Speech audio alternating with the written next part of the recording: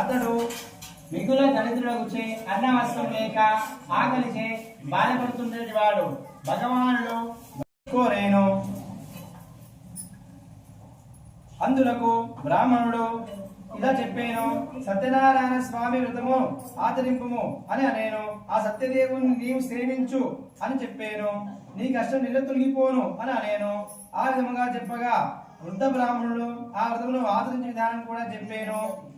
అది విని బ్రాహ్మణుడు ఆ వృద్ధ బ్రాహ్మణుడు చెప్పిన సత్యనారాయణ వ్రతము రేపు చేస్తానని మనసులో సంకల్పించుకుని భిక్షాటకు బయలుదేరాను.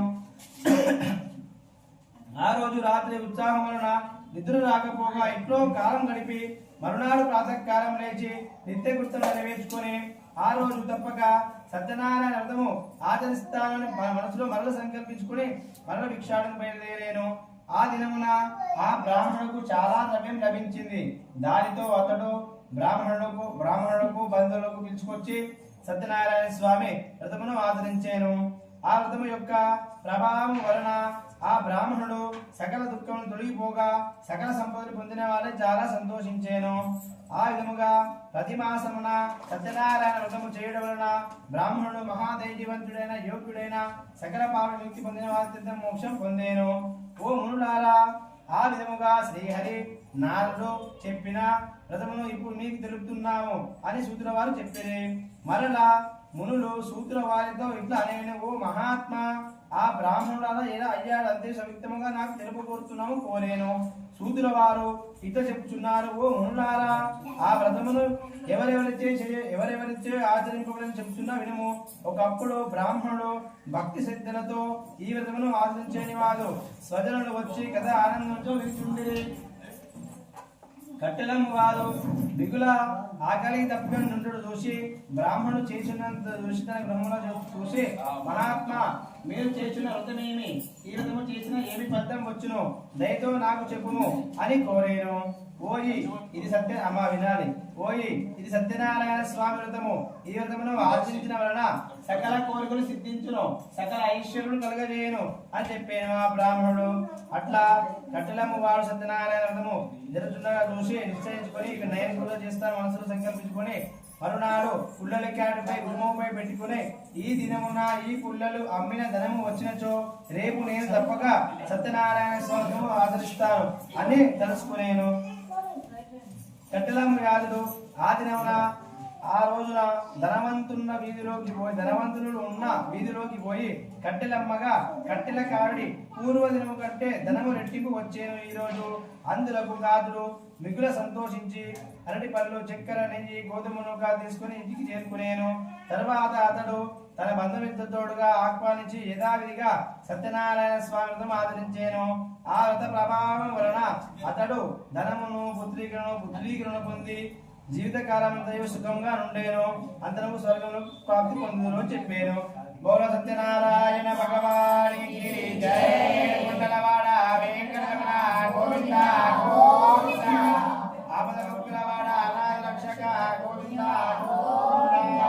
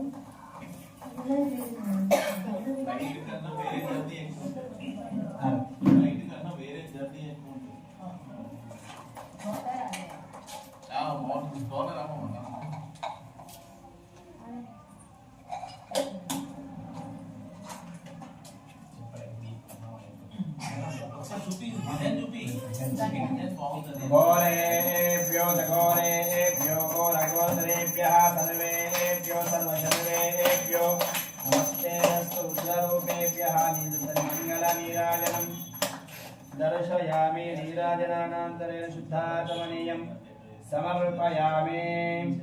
बोलो सत्यनारायण भगवान् की जय.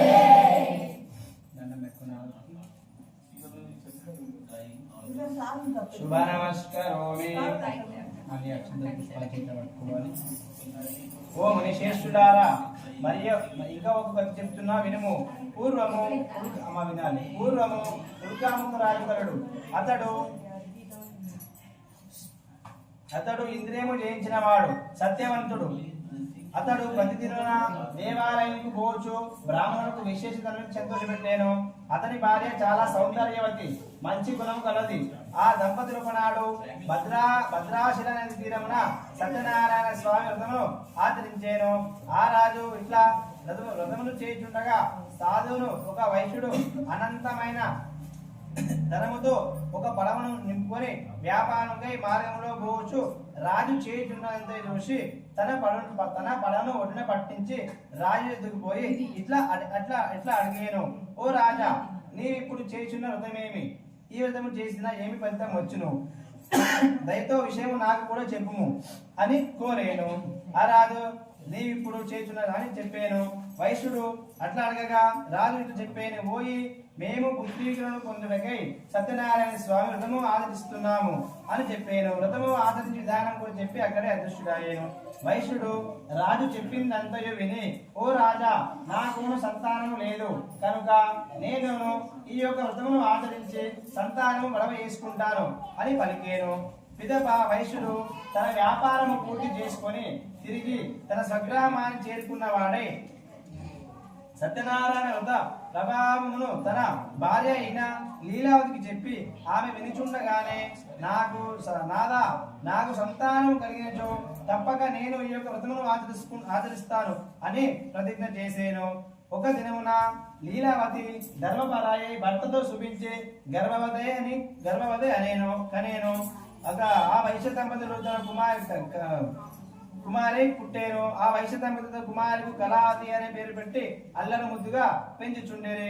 అప్పుడు లీలావతి భర్తను చూసి, నాదా, మనకు సంతానం కలిగినది కదా, వ్రతము ఆచరిద్దాము అని అనేను. ఆ రాజు అందరకు ఘాటులు, అమ్మాయి వివాహ కాలమున వ్రతమును ఆచరిద్దాము. అప్పటికి ఆమెకు సమాధానం చెప్పి పట్టణం బయలుదేరి వెళ్ళాను. తరువాత కొంతకాలంకు కళావతి యుక్త వైశ్యుల వచ్చును చూసి ఒక దూతను పిలిచి, నీవు పోయి అమ్మాయికి తగిన వరుని తీసుకురా అని చెప్పి పంపించాను. ఆ దూత అను వైశ్యుడు ఇట్లా చెప్పగా ఆ దూత వెంటనే నగరానికి పోయి యోగ్యుడైన ఒక వైశ్య కుమారుని తీసుకుని వచ్చాను. అతడు అన్ని విధానంలో తనకు తగిన వాడు నుండు చూసి సాధు అను వైశ్యుడు తన గురించి మహావైభవంగా పెళ్లి చేసేను. ఆ ఆనందంతో ఉన్న వైశ్యుడు సత్యనారాయణ స్వామి విషయం మర్చిపోయాను. అందులో సత్యనారాయణ స్వామికి ఆగ్రహం వచ్చాను. అప్పుడు వ్యాపారంకు బహునిపుతుడైన వైశ్యునితో కూడా వ్యాపారం నిమిత్తం చేయలేను. ఆ రత్నసానపురం చంద్రకేతువును మహారాజు పరిపాలించుండేను అని చెప్పాను. దీనికి దారుణమైన కఠినమైన దుఃఖమును కరుణుగాక శపించాను. రాత్రి దొంగలు రాజగారి ధనగారు కొంత ధనమును అపహరించకపోయేది. రాజభటులు రాజా ప్రభు ధనమును కూడా చూరుడు అపహరించకపోయేది. విచారింపగానే తగిన శిక్ష విధింపును అని విన్నపించింది. రాజు ఏమియో విచారింపగానే వీరికి తీసుకుపోయి కారాగృహం బంధించు అని ఆజ్ఞాపించాను. భటులు వయసును తీసుకుపోయి కారాగృహం బంధించారు. ఎంత ప్రార్థించినా వారి మాట వినేవారు ఎవరు లేకపోయేసరికి ఇంకనో చంద్రకేతు మహారాజు తన దగ్గరికి వచ్చి వైశ్యులు ఎందుకు తన ధనవంతులు తన అధీనం గావించాను. మరియు సత్యనారాయణ స్వామి శాపం వలన ఆ వైశ్యుని యొక్క భార్య కుమారి అనేక కష్టాలు పాలైనవి. వారి గృహమునందున ధనవంతులు కూడా చోరులు దొంగలు ఎత్తుకుపోయాను. మరియు లీలావతికి రోగం వచ్చేను. మనోవిచారం అధికమయ్యేను. తినకు తిండి అయినా లేక ఇంటికి తిరుగుతూ భిక్షాటంచే బ్రతిచుండేను. కళావతియు అన్నము లేక తిరుగుచుండేను. ఆమె ఒక దినమున ఆకలిగా